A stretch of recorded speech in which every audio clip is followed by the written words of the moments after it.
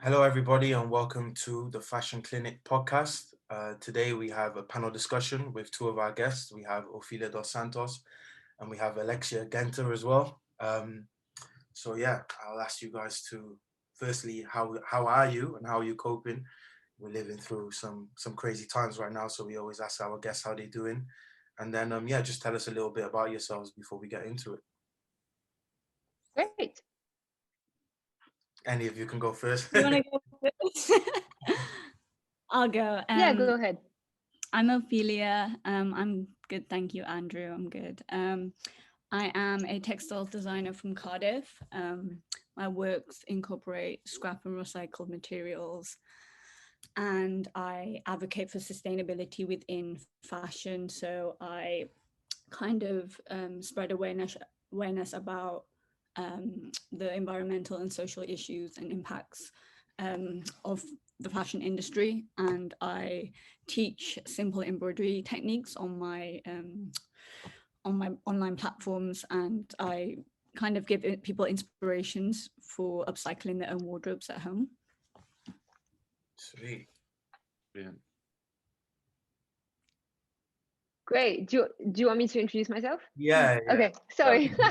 Hi, I'm Alexia, and so about 3 years ago, I launched a clothes alterations business, which is super high end, and it was all about having the best seamstresses in the fanciest part of London, etc. And since COVID, obviously, we had to close our doors, and my biggest issue, besides surviving my business surviving, was also paying my freelance seamstress, and I really didn't want to give up on her. And back then we didn't even know that she would have access to a furlough scheme, so I really wanted to make sure I could keep paying her. So all I had was access to fabric from dresses I shortened, like from the hems, or leftover from made to measure projects. And I had a full-time seamstress who needed to do something that I could monetize. So what I ended up doing was launch a headband company using only upcycled and later on remnant fabrics. And a few months down the line, I think that's 9 months, and we keep selling out, which is amazing. And we also have a group, a support network. We launched a support network called Damn the Pan to support women who launched their businesses during the pandemic. Amazing. Sounds great. Just a quick one for both of you. How did you start and get into it do you have fashion backgrounds? Just talk about a bit about your backgrounds and how you started it. Great. Well, I think I've always been interested in fashion and art and stuff like that. I come from quite a creative family, but I'd also really seen fashion as being quite what's the word I'm looking for? I see like fashion, the industry is not being very appealing. I don't know. I think textiles is a bit more like granny-ish, so I was like, yeah, I'll do that, because I just do embroidery, and there's a lot more I don't know, it seems very competitive, that's the word I'm looking for, in fashion, and can be a bit bitchy. So maybe that's why I gravitated towards textiles. I'm a bit of a calm person. I like to sit and do my embroidery all day, so I think that's how I kind of got into it. And I don't have my degree is textiles design for fashion and interiors, so I focus on the fabrics rather than the garments themselves. So I don't have a whole lot of experience making clothes from scratch, and that's why I upcycle things more and alter stuff. So yeah, that's what I do. Amazing. Sounds great. Alexia. So I'm completely different to Ophelia. I actually started in business, and I worked for multinationals like Unilever. I did marketing for PG Tips and stuff like that. So nothing art related, none of that. But my father was a watch designer, and I grew up in a world where attention to detail was the most important thing. And my father always told me, if you offer really high quality, people will always pay for it. And I was negotiating with Tesco how to discount a pack of 300 tea bags of PG tips, and it was just so depressing, and that just was not my world. So I think subconsciously I was always looking for something else, and I managed to make a little bit of money, and from that I bought a really nice dress from, I never know how to pronounce it, Dries van Noten, I think Dries van Noten. And I took it to a tailoring company, like an alterations boutique, to have it altered. I was so proud of it. You know, I saved up to own this dress. And the guy who altered it was just eating a sandwich, and before fitting it, he had like greasy fingers and was putting all the fingerprints on it, and it was just a really bad experience. And I think that, you know, my father's lessons mixed with the fact that I was unhappy in a corporate job, plus that event led me to be inspired to create a super high-end clothes alterations business, and that's what led me to it. So cool. That's very cool. Is that what motivates you to be a sustainable business as well? Yeah, you know, sustainability, it's, to be honest, because of, it's more alterations that led me down the sustainability side. You know, I met so many women who would have otherwise thrown away their clothes. And every time we altered them, then it turns out that they became their favorite garments because they fitted them perfectly. Mm-hmm. So it just made me so aware of what tiny changes can lead to.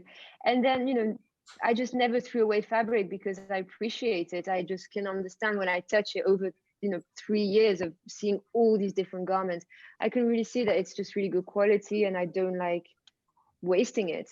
Mm-hmm. I think that leads nicely to what I was going to ask, and sustainability is something that always comes up in our class. I think Alex can second me on this. Like it's almost like a buzzword. No one, there's over 20 of us in the class, and everyone has said we want sustainable brands, etc., etc. But sometimes, like, the data shows like that people don't really even know what a sustainable brand kind of looks like, and some people don't really actually understand how sustainability works in fashion. But it seems that, speaking to both of you, that sustainability is really, really key for both of you. So would you say that sustainability is one of the kind of main aspects of your brand? If I go on any of your businesses, I can get a sense of, okay, these, both of you are people who deeply care about sustainability in fashion. Would you say that that's true? Yeah, definitely. But just going back to the word sustainability, I think it can be very like catchwordy, and like companies just slap it on their logos and stuff because it can seem trendy at the moment to care about the environment and to care about the social issues of production. But yeah, I think sustainability is definitely key to my brand. We all have so many clothes in our wardrobes that we don't wear, or that we haven't even like considered wearing in such a long time. So I think it's just about going back and like appreciating them more and giving them a little love, like alterations or a bit of embroidery can really change one garment around. Yes, definitely. I mean, for now, I'm talking more from the headband perspective. For me, sustainability is important, especially when it can be done. What I find is that a lot of people just don't even think about it. They just go for the cheapest fabric, cheapest whatever, and they don't even think that it's possible to do it, and it would make a difference. For me, sustainability is the core of my brand. Of course, from a commercial point of view, it can be challenging. And it's always trying to level this and do the right thing. And also what I would say is the real core of my brand is more treating people also with respect, the people I work with. Like I said, my seamstress, I wanted to keep paying her. You know, right now I could easily go and get my headbands made in China. Mm-hmm. And I don't want to do that. This is not at all part of the plan. This is not something I plan to do, because I respect the hands of the people, the talent that they have, and I really believe they should be paid fairly. So it might not be exactly sustainability, but I think it is fairly similar. I would say it is, like, because again, when people think of sustainability, sometimes they think of the environmental impact, but also ethics ties into that, and ethical productions and things like, you knowing I can do this cheaper, but I have an artisan here who I care about, who I have a relationship with, and I want to maintain that. So again, it does tie into that sense of sustainability and ethics. And just to kind of expand on the question, in terms of both your personal shopping habits, so when it comes to what you guys wear, is sustainability important for you when you're buying new clothing, for example, or whether you even consider buying new clothing at all? Yeah, definitely. I think the transition from like buying high street to only buying sustainable or sourced or secondhand clothes came quite naturally for me, because I kind of felt that like normal high street clothing got a little bit boring, and I was a bit more comfortable wearing clothing that was maybe a little bit different, didn't look as new, or investing money in, say, a custom piece that is sustainably sourced. I think it makes your wardrobe an investment rather than something that you just use. It's yeah, definitely worth investing in. Yes, for sure. For me, to be honest, I really struggle to shop sustainably because I find I don't I can't find the guidance, you know. I mean, I can't just buy because it says that it's a sustainable brand. I don't really understand what they mean, and sometimes I don't have enough time and I just like it and I'll buy it. So I'm definitely guilty of this. But I do definitely try to buy less. For me, this is the main thing that I do. So I really try to think, okay, so I need, for example, loungewear. I just need loungewear at the moment. I think we all do, and it's always exciting when you buy it. But I really think, okay, how many do I need? And I'll just leave it to that, and that should be enough for the next 3 years, something like this. It's 1 year is not enough. So that's what I try to do. Yeah, and I think just adding on to that, I think it's important to remember you can't actually like buy your way into a sustainable wardrobe. You can't. It doesn't mean that you have to buy extremely well-made stuff by sustainable designers.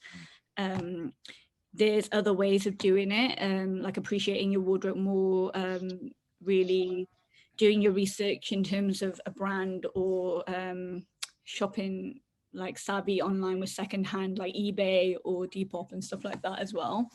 Yeah, and I also feel like at the end of the day, you can't change your shopping habits overnight just based on what you've read or what people have told you. It's just obviously it takes a long process, and if you kind of do little and often, as you said, Alexia, changing your shopping habits slightly by buying less, I think that's great, especially in today's age, where production is just completely outweighing everything else. So just a quick one, moving on from sustainability, and obviously the big buzzword at the moment is COVID again. You touched on it briefly, Alexia, but Ophelia, how has COVID directly affected your business, like how you're going about your day-to-day life with your work, etc., etc.? So I think I sometimes feel bad for saying this, but I think it was a bit of a blessing for me, and some other artists have found this as well.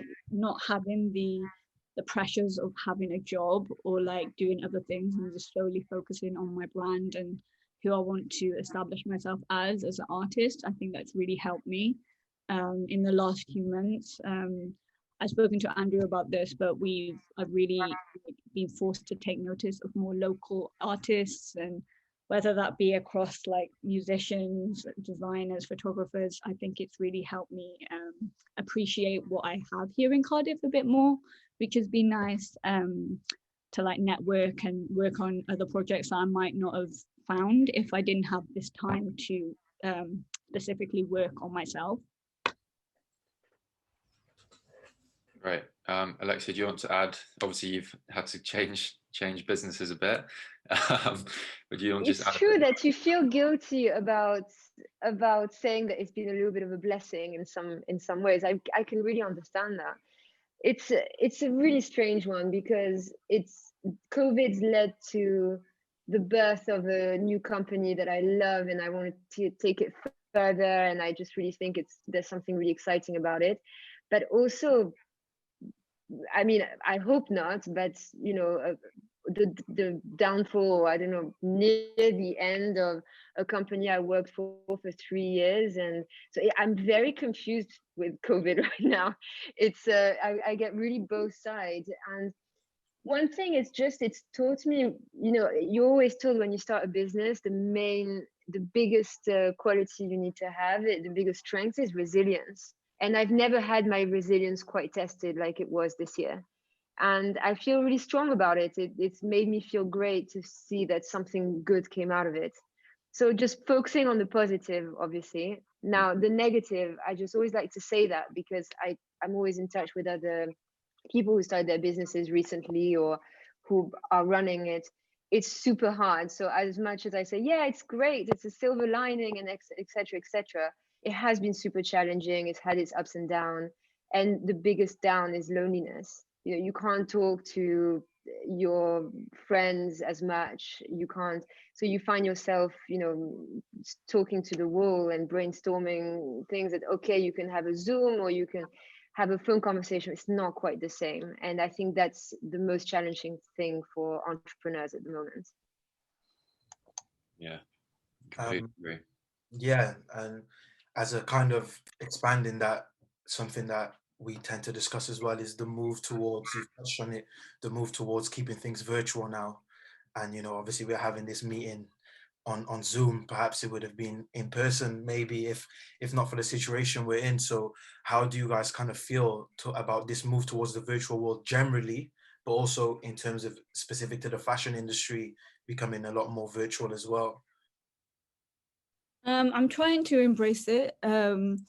You know me, I've never always been so active online, and I've kind of hated it because it's like, I don't know, it's a bit scary sometimes, like sharing your work and like, but I think, yeah, I've definitely embraced it, and I've used it to network and even like collaborate with people that I would have never met or I hadn't met, and I've done work with them. And the fact that you can like just post something to each other, you can work on it that way, has been really interesting.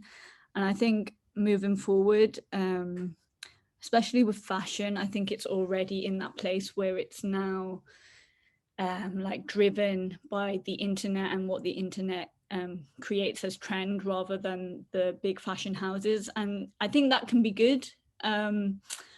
So yeah, it will be interesting to see where it goes.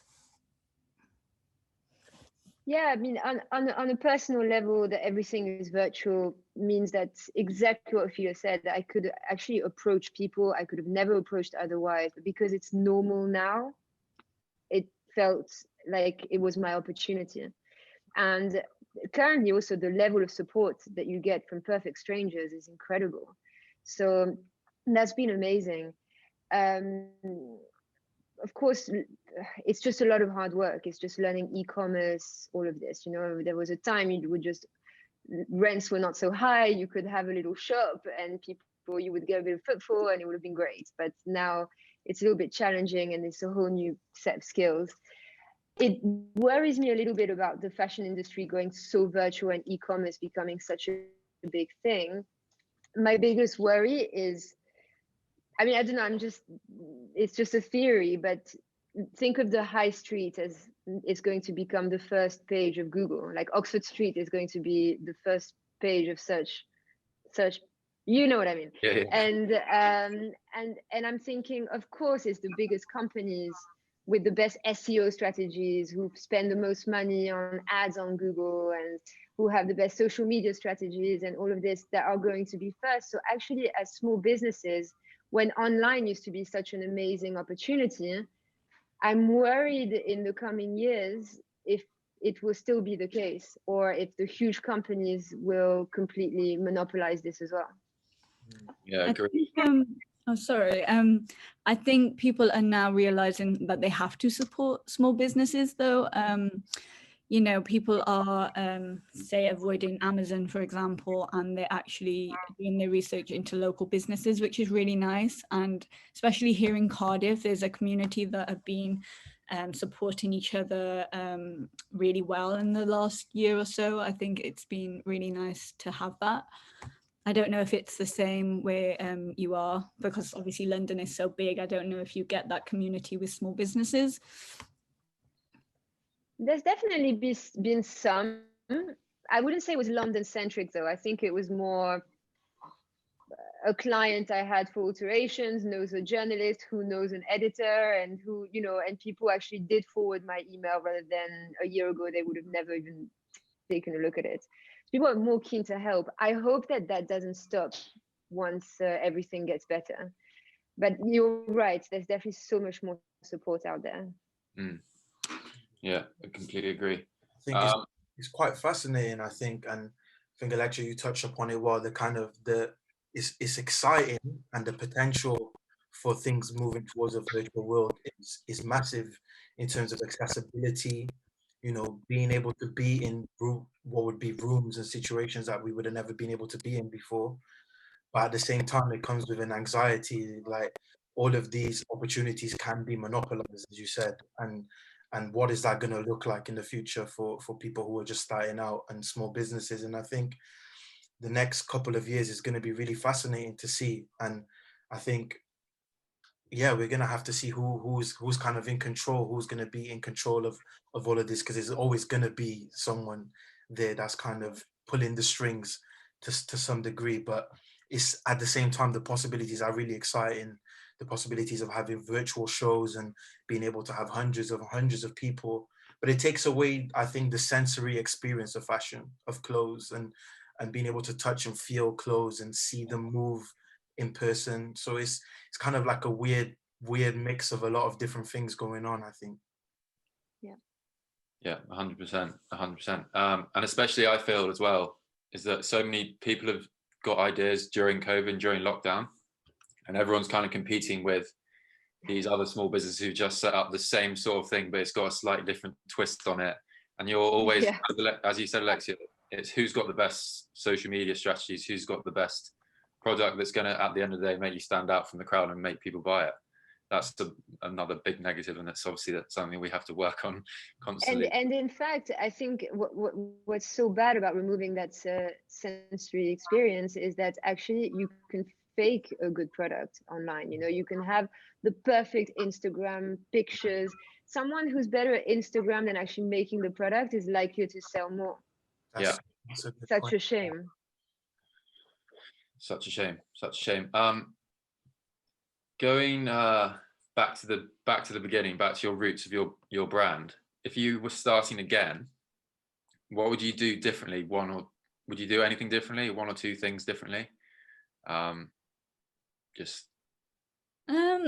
don't know. I think it's been such a gradual development of my brand. So when I graduated in 2019, I was kind of just thinking of myself as just a freelance textiles designer. I didn't think of myself as a brand.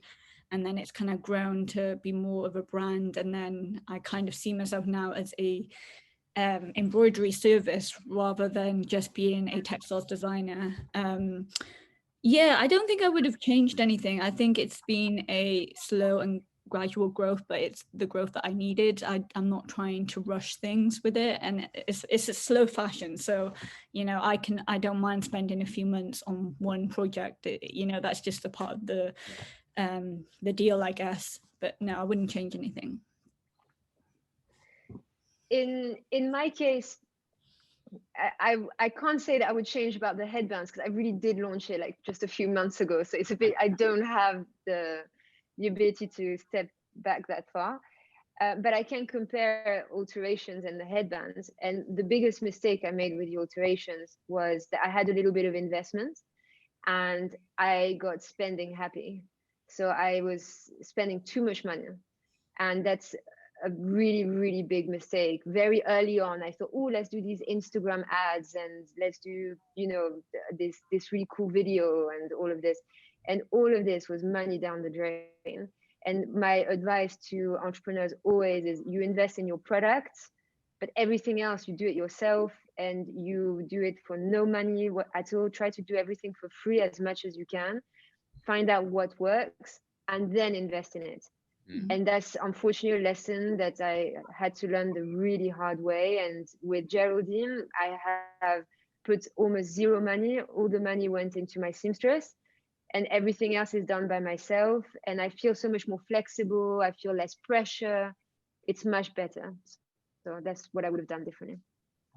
Yeah, as we're talking about finances, I think that would be one thing that I'd maybe go back and tell myself. It's like, you don't have to do everything for free. Like, you shouldn't feel bad for saying your price or your rate, because sometimes it is a bit awkward, especially if it's a person you know and you're like, you're gonna pay me for that. It's a bit like, oh, it's horrible. It's horrible. Like, I'm just gonna send you the invoice, okay? But yeah, I think that's what I'd probably tell myself. It's maybe value my worth a bit more.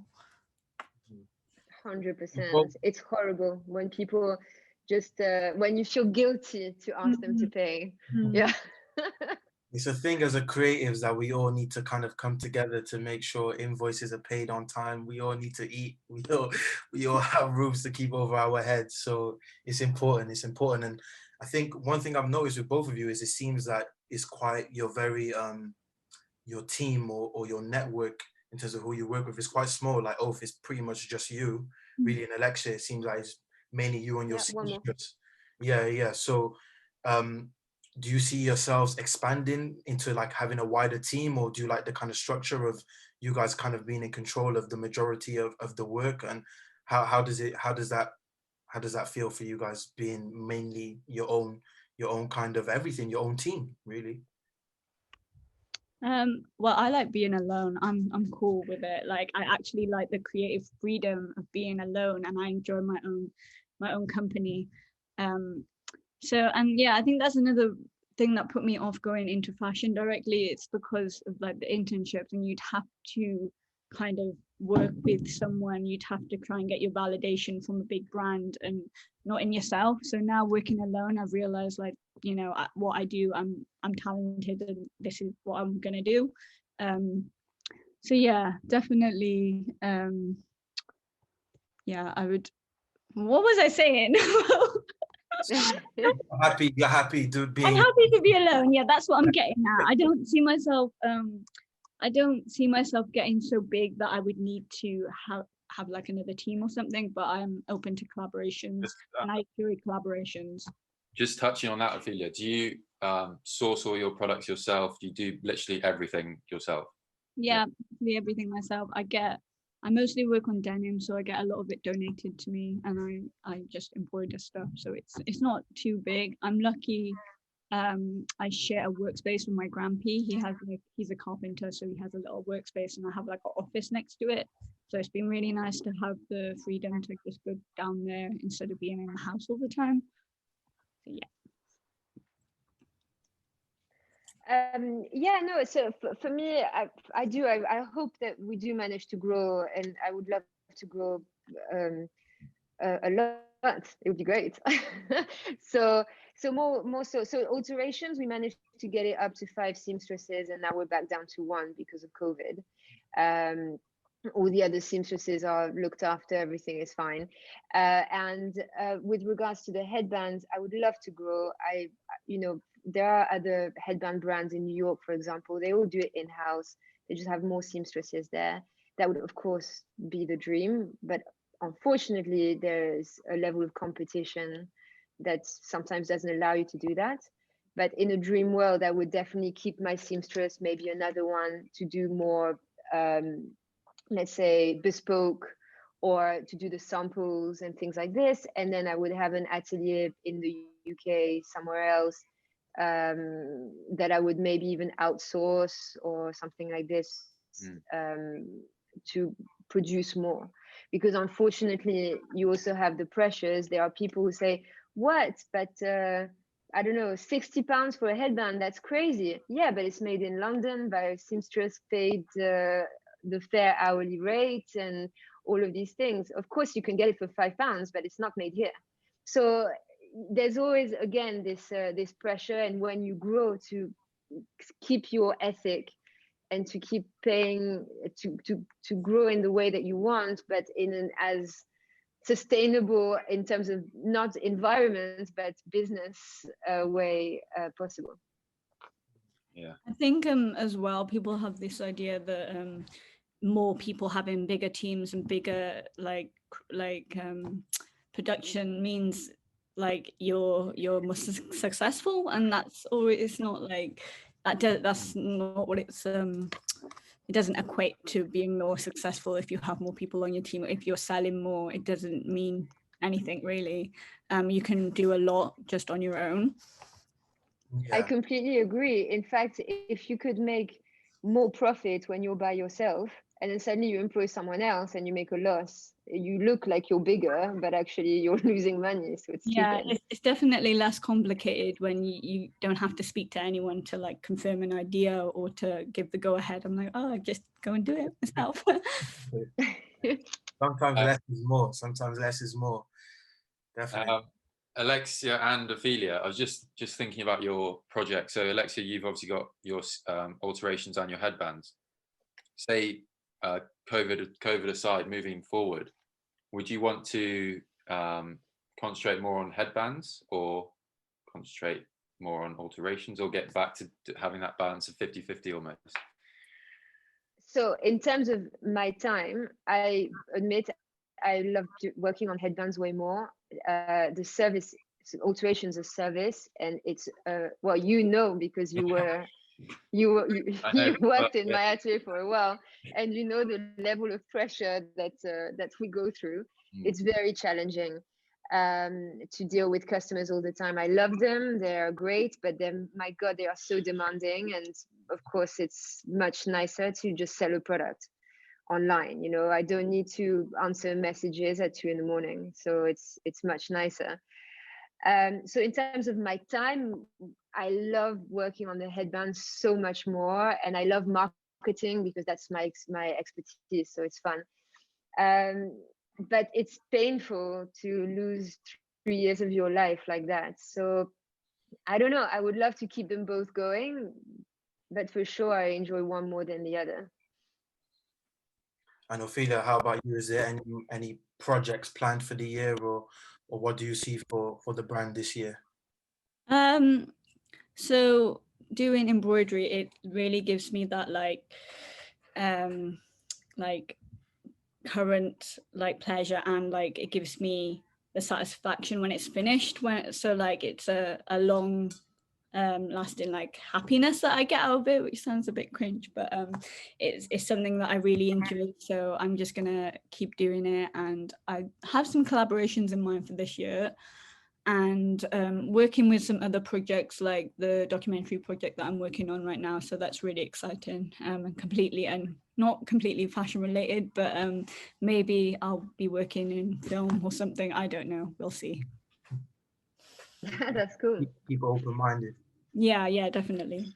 And one thing I wanted to ask is, if we speak about this all the time in terms of losing good artists in Wales to other people, is how do you think your geographic location has affected either you as a person or your business, or both? So how does it feel being a young artist in Cardiff for you both? And Alexia as well, yeah, how does it feel to have your business? I think you're based in London, right?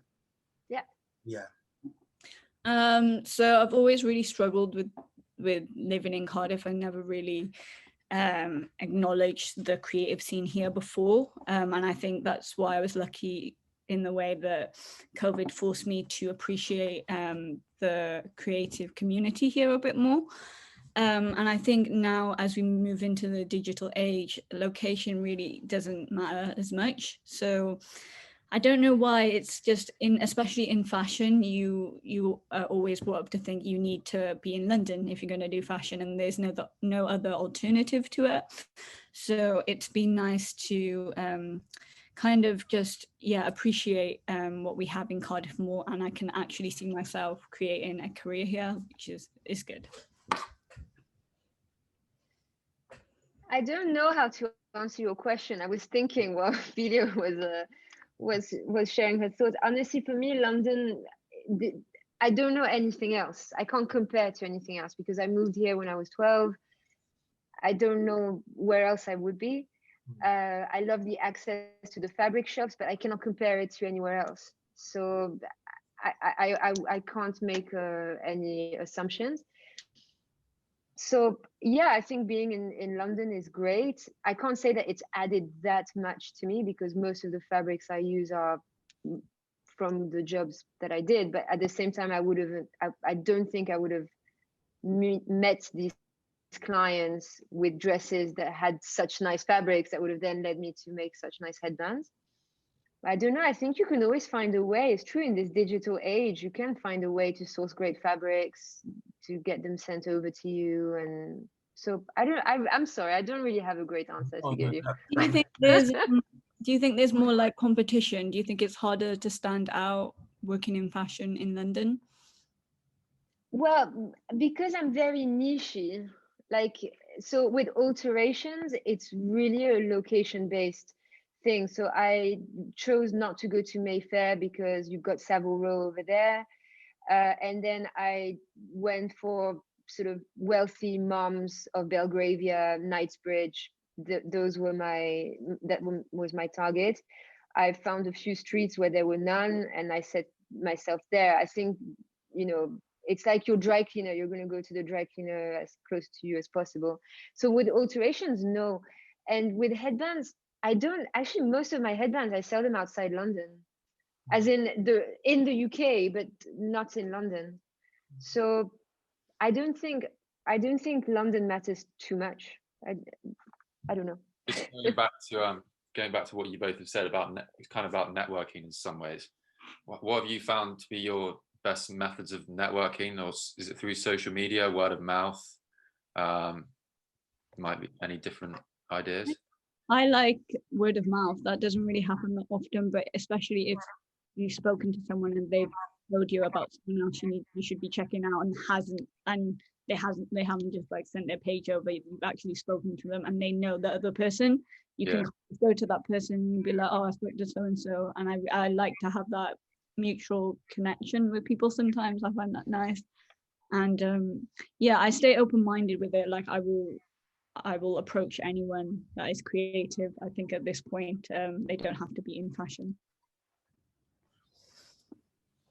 Yeah, for me, so with alterations, the way I networked and found customers was I was at this gym and I always asked my Pilates instructor to ask me in the middle of Pilates about my business.